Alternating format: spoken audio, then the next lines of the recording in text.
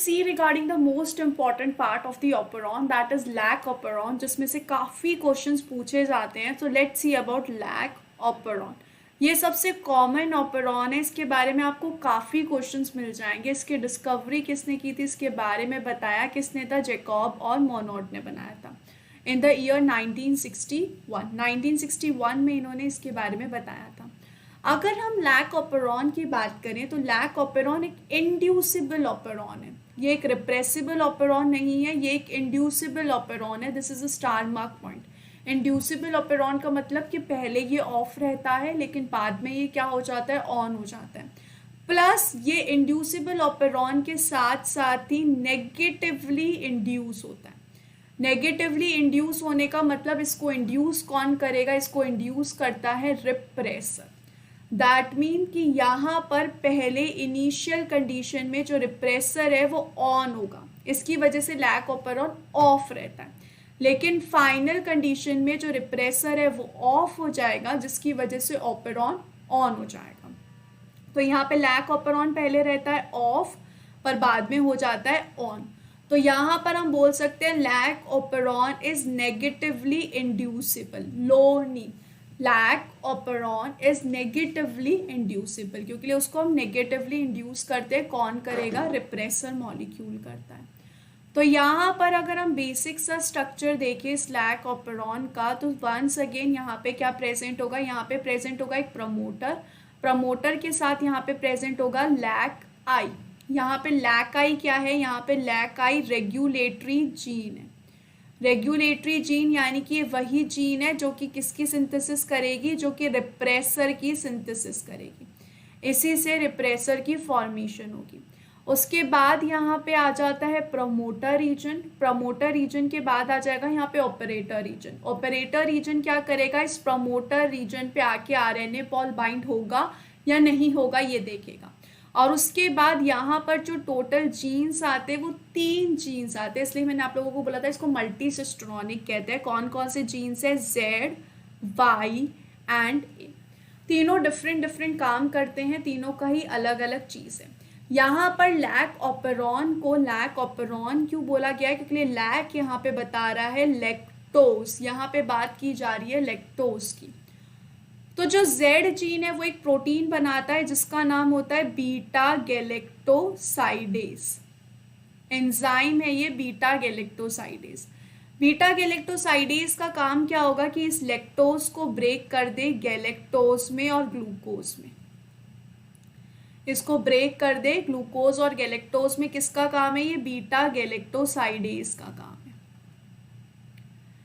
साथ में यहाँ पर अगर हम Y की बात करें तो Y एक एंजाइम बनाता है जिसका नाम होता है परमीएज. परमीएज जो है अलाउ करता है लैक्टोज को सेल के अंदर आने के लिए. ये एक चैनल के तौर पे वर्क करेगा जिससे लैक्टोज सेल के अंदर आ पाएगा. वहीं A क्या करता है, A एक प्रोटीन बनाता है जिसका नाम होगा transacetylase. Transacetylase transfer करेगा एसिटाइल ग्रुप का. इसका काम है ट्रांसफर करना ऑफ एसिटाइल ग्रुप. तो इस तरीके से एक प्रमोटर के अंदर टोटल 3 जीन्स प्रेजेंट है. तो फिर यहाँ पर रिप्रेसर बन चुका है और रिप्रेसर जाके किससे बाइंड हो रहा है, रिप्रेसर जाके ऑपरेटर से बाइंड हो रहा है. यहाँ पर ये रिप्रेसर कैसा है, एक्टिव है, जिसकी वजह से इसने बाइंडिंग कर लिया ऑपरेटर से. ऑपरेटर से अगर ये बाइंड कर लेगा तो यहाँ पर प्रमोटर पे आके आरएनए पॉल नहीं बाइंड हो पाएगा. और आरएनए पॉल अगर यहाँ पे आके बाइंड नहीं कर पाएगा तो ये सारी चीज़ें नहीं हो पाएगी. और जीन किस कंडीशन में होगा, जीन होगा ऑफ कंडीशन. जीन होगा ऑफ कंडीशन में. अब यहाँ पे अगर हम इन डिटेल देखें तो ये एक प्रोकैरियोटिक सेल है. यहाँ पर उसका ऑपरॉन प्रेजेंट है. इधर इस चैनल पे प्रेजेंट होता है, इसकी प्लाज्मा मेम्ब्रेन पे, बैक्टीरिया की प्लाज्मा मेम्ब्रेन पे प्रेजेंट होगा एक परमीएज. यहाँ पे प्रेजेंट होता है परमीएज, सॉरी एक प्रोकैरियोटिक की जो मेम्ब्रेन है उस पर प्रेजेंट होगा परमीएज, जिससे किसकी एंट्री होगी, जिससे लैक्टोज की एंट्री हो सकती है. अब अगर हम दूसरी कंडीशन देखें जिसमें हमें जीन को ऑन करवाना है यानी कि रिप्रेसर को इनएक्टिवेट करवाना है, तो उसके लिए हमें लैक्टोज चाहिए क्योंकि लैक्टोज ही इसके लिए रिस्पॉन्सिबल होता है. तो यहाँ पर ये लैक्टोज जो है इसको कन्वर्ट किया जाता है एलो लैक्टोज में. लैक्टोज ने सेल में एंट्री कैसे मारी, ये जो परमीएज है इसके थ्रू सेल में एंट्री मारी है।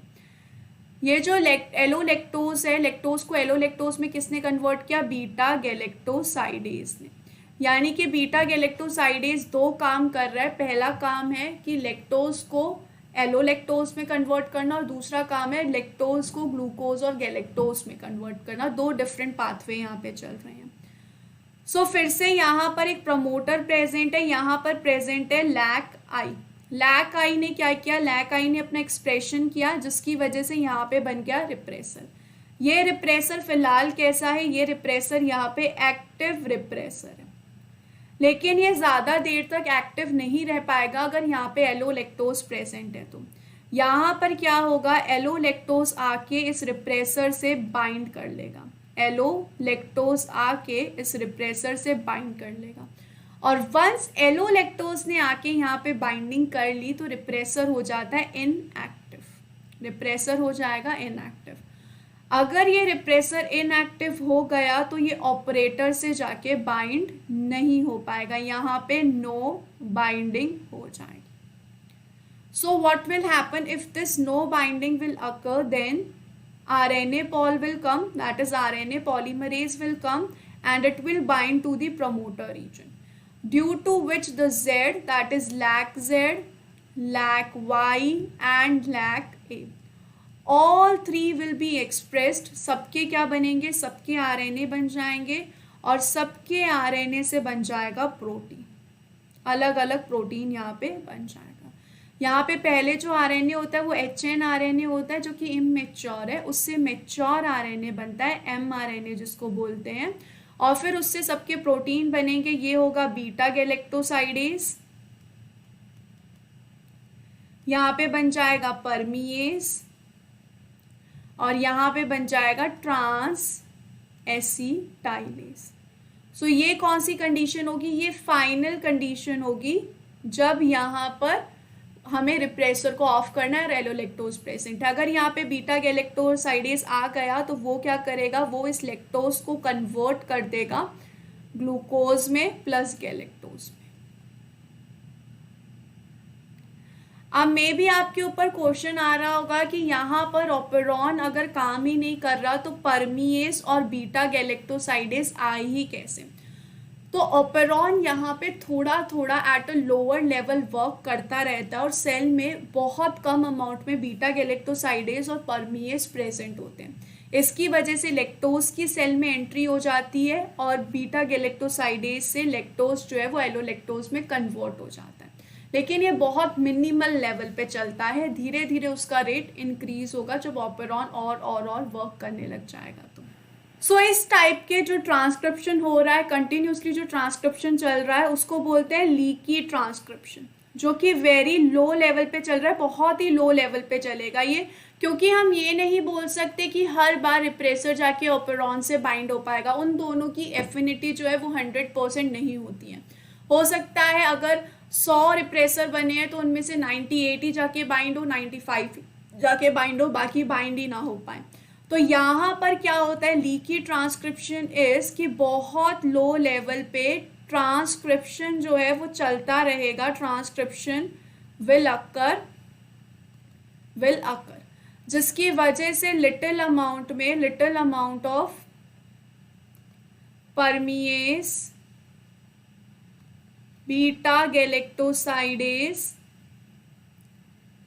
And transacetylase will be synthesized. इन सब की सिंथेसिस बहुत ही लो लेवल पे होगी and transacetylase will be produced.